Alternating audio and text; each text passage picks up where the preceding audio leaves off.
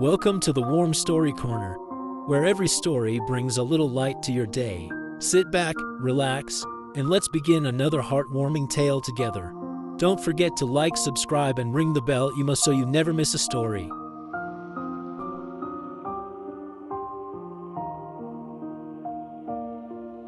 It was a beautiful morning in the heart of the city. The streets buzzed with life, honking cars, the smell of fresh coffee, and people rushing to work. Sofia, a freelance artist, kissed her fiancé Ethan goodbye before he left for his office on the 21st floor of a downtown tower. "Don't forget our dinner tonight," she said with a smile. "Wouldn't miss it for the world," he replied. They had been planning this evening for weeks, celebrating their 5th anniversary, the promise of a new apartment, and the life they were building together. As the day went on, the sky dimmed. Clouds gathered over the tall glass buildings. Inside a small art studio, Sofia worked on a painting, a skyline glowing at sunset. Then, without warning, the world began to shake. Sound cue, deep rumble, objects falling, people screaming, music stops abruptly.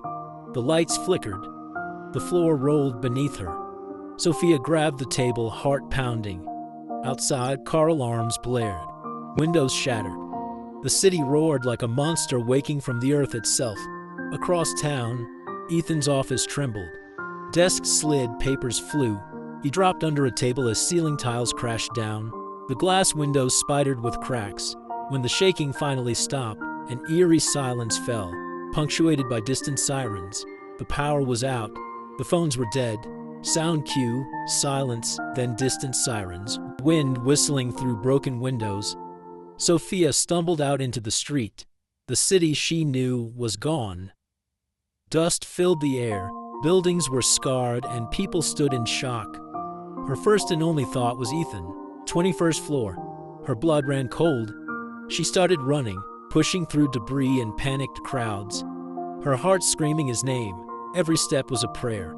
Meanwhile, Ethan and his co-workers were trapped. The stairwell was blocked, the elevators useless. He tried his phone again and again. No signal. All he could see from the broken window was smoke and devastation. All he could think about was Sofia. Was she safe? Did she get out? The thought of her, alone in this chaos, was more terrifying than the shaking itself. Hours turned into an eternity. Sofia reached the base of Ethan's tower. It was a disaster zone. Rescue workers were shouting, trying to organize. She screamed his name until her voice was raw, but it was lost in the noise. Hope began to feel like a cruel joke. She sank to the curb, clutching the small, velvet ring box she'd planned to surprise him with at dinner, a promise for their future, now sitting in the ruins of their present. As dusk settled, a group of survivors was finally led out of a service exit, covered in dust, limping, but alive. Sofia's head shot up. She scanned every face, her heart hammering against her ribs. And then she saw him. His suit was torn, his face smudged with dirt, but it was him. Their eyes met across the chaos. Time stopped. They didn't shout. They just moved.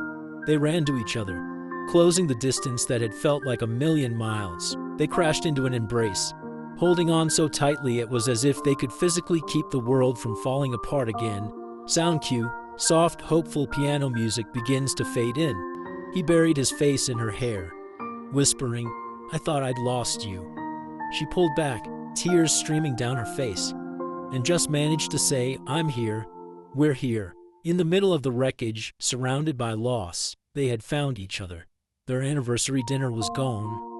Their plans were rubble. But as they held each other under a sky filled with smoke and stars, they knew the only thing that truly mattered had survived. Their love was their foundation, unshakable and stronger than any tremor, and from there they would rebuild.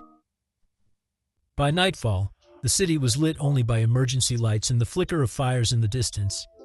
The ground still trembled with small aftershocks, as if the earth wasn't done yet.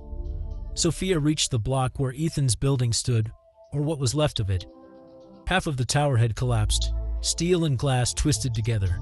Rescue teams shouted orders, dogs barked, and people huddled under blankets. She ran toward a group of rescuers.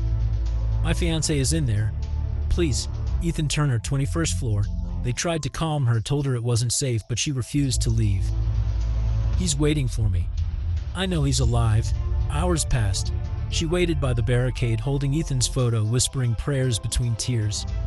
Finally, a voice over a radio crackled. "We found survivors on the 17th floor section. 2 alive." Her heart raced. Minutes felt endless. Then, a rescuer appeared covered in dust, helping a man limp out of the rubble. It was Ethan. Their eyes met through the chaos, a moment frozen in time.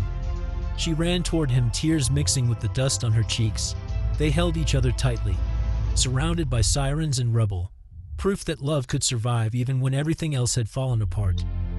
Soft, emotional piano music swells. The earthquake changed their city forever. Buildings could be rebuilt, but hearts that have endured such fear and loss, those become unbreakable. In the weeks that followed, Sofia and Ethan volunteered in the shelters, helping others find their loved ones too.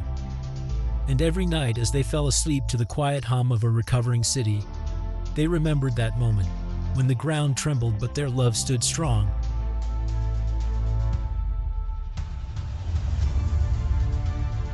This was the Warm Story Corner.